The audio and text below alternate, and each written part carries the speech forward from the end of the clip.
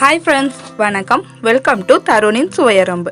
இந்த வீடியோவில் ரொம்பவே ஹெல்த்தியான நைட் டின்னர் ரெசிபி எப்படி செய்கிறதுன்னு பார்க்கலாம். இது நைட் டின்னருக்கு மட்டும் இல்லைங்க, மார்னிங் பிரேக்ஃபாஸ்ட்டுக்குமே குழந்தைங்களுக்கு செஞ்சு கொடுக்கலாம். ரொம்பவே ஹெல்த்தி அண்ட் டேஸ்டியும் கூட. கண்டிப்பாக குழந்தைங்க நோஸ் இல்லாமல் விரும்பி சாப்பிடுவாங்க. இனிப்பு சுவை இல்லாத குழந்தைங்களுக்கான இது பிரேக்ஃபாஸ்ட் அண்ட் டின்னர் ரெசிபிங்க. சரி வாங்க ஃப்ரெண்ட்ஸ், எப்படி செய்கிறதுன்னு வீடியோக்குள்ளே போய் தெரிஞ்சுக்கலாம்.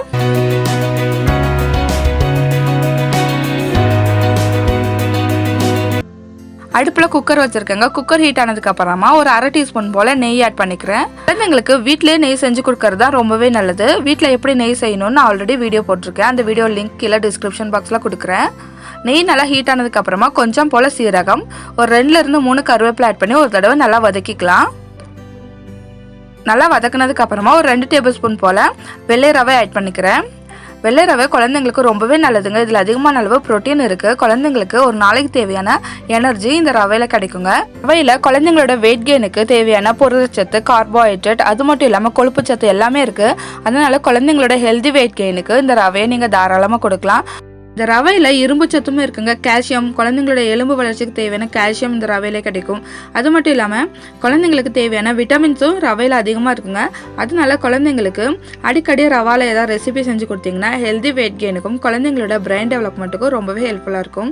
அடுத்ததாக ஒரு கேரட்டை இது போல் துருவி வச்சுருக்கேன். அதையும் இது கூட ஆட் பண்ணி நல்லா ஃப்ரை பண்ணிக்கலாம். 1 நிமிஷத்துக்கு நெய்லேயே வதக்கிட்டு அதுக்கப்புறமா குக்கறதுக்கு தேவையான தண்ணி ஆட் பண்ணிக்கலாம். அப்போ இதோட ஃப்ளேவர் ரொம்ப நல்லாயிருக்கும். நம்ம இந்த வதக்கி வரும்போதே பாதியாக வெந்துருங்க. ஸ்பூனோட பேக் சைடு வச்சு ஒரு தடவை அப்படியே மேஷ் பண்ணி விட்டு நம்ம வதக்கி எடுத்துக்கலாம்.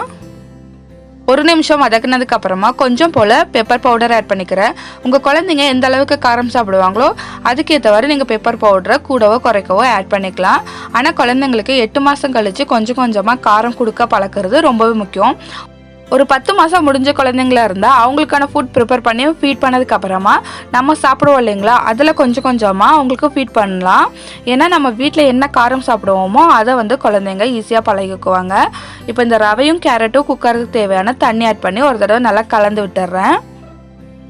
நல்லா கலந்து விட்டதுக்கப்புறமா இந்த ரவையும் கேரட்டும் ஒரு 5 நிமிஷத்துக்கு நல்லா குக் ஆகட்டும். குக் ஆனதுக்கப்புறமா நம்ம ஒரு மேஷர் வச்சு நல்லா மேஷ் பண்ணிக்கலாம். இடையிடையே நல்லா கலந்து விட்டு குக் பண்ணிக்கலாங்க, இல்லைன்னா அடி பிடிச்சிரும். இது போல் நல்லா கலந்து விட்டு குக் பண்ணிக்கிறது ரொம்பவே நல்லது. கிட்டத்தட்ட நல்லா குக் ஆயிடுச்சுங்க. இது போல் ஒரு மேஷர் வச்சு நல்லா மேஷ் பண்ணிட்டோம்னா குழந்தைங்களுக்கு முழுங்கிறதுக்கு நல்லா இதமாக இருக்கும். நீங்கள் இது மிக்சியில் கூட அரைச்சி கொடுக்கலாம். நான் என்னோடய குழந்தைக்கு இது போல் மசிச்சுட்டு கொரப்பான பதத்தில் தான் கொடுக்குறேன். 10 மாதம் ஆயிடுச்சுங்க, அதனால இது போல் மசிச்சுட்டு கொடுக்குறேன். அதோட சின்ன குழந்தைங்களா இருந்தால் நீங்கள் மிக்சியில் அரைச்சிட்டும் கூட கொடுக்கலாம். இது போல் நல்லா மசிச்சதுக்கப்புறமா ஒரு பவுலுக்கு நான் மாற்றிக்கிறேங்க. அவ்வளோதான், ரொம்பவே ஹெல்த்தியான நைட் டின்னர் ரெசிபி ரெடி ஆயிடுச்சுங்க. இது குழந்தைங்களுக்கு ஈஸியாக டைஜஸ்ட் ஆயிரும். அது மட்டும் இல்லாமல் ரொம்பவே ஹெல்த்தி ஃபில்லிங்காகவும் இருக்கிறதுனால நைட்டெல்லாம் அழுகாமல் சூப்பராக தூங்குவாங்க. இந்த ரெசிப்பியை மார்னிங் ப்ரிப்பேர் பண்ணி கொடுத்தாலும் ரொம்ப ஃபில்லிங்காக எனர்ஜெட்டிக்காக துருன்னு இருப்பாங்க. பவுலுக்கு ஆட் பண்ணும்போது குழந்தைங்க எந்த அளவுக்கு சாப்பிடுவாங்களோ அந்த அளவுக்கு மட்டும் ஆட் பண்ணிக்கோங்க. அதிகமாக இருக்குன்னு நீங்கள் அதிகமாக ஆட் பண்ணுறதுனால குழந்தைங்களுக்கு ஃபோர்ஸ் ஃபீடிங் பண்ண ஆரம்பிச்சிருவோம். அதனால் குழந்தைங்க எந்த அளவுக்கு சாப்பிடுவாங்களோ அந்த அளவுக்கு மட்டும் ஆட் பண்ணி குழந்தைங்களுக்கு ஃபீட் பண்ணிவிட்டு திரும்பவும் குழந்தைங்களுக்கு தேவைப்பட்டால் மிச்சம் இருக்கிறதையும் ஆட் பண்ணி ஃபீட் பண்ணிக்கலாம். குழந்தைங்கள சாப்பிட வைக்கணும்னு ஃபோர்ஸ் ஃபீடிங் பண்ணாதீங்க. குழந்தைங்க ரொம்ப ஃபோர்ஸ் பண்ணி ஃபீட் பண்ணோன்னா வாமிட் எடுக்க கூட சான்ஸ் இருக்குது. அதனால ஃபோர்ஸ் ஃபீடிங் பண்ண வேண்டாம். குழந்தைங்களுக்கு என்ன டேஸ்ட்டில் பிடிக்குமோ அந்த டேஸ்ட்டில் ப்ரிப்பேர் பண்ணி கொடுக்க வேண்டியது ரொம்பவே முக்கியம். ஓகே ஃப்ரெண்ட்ஸ், இந்த வீடியோ யூஸ்ஃபுல்லாக இருந்திருக்கும்னு நான் நம்புகிறேன்.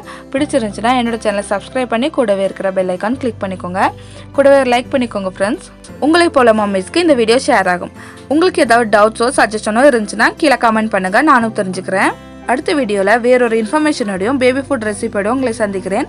அது வரைக்கும் பாய் ஃப்ரெண்ட்ஸ்.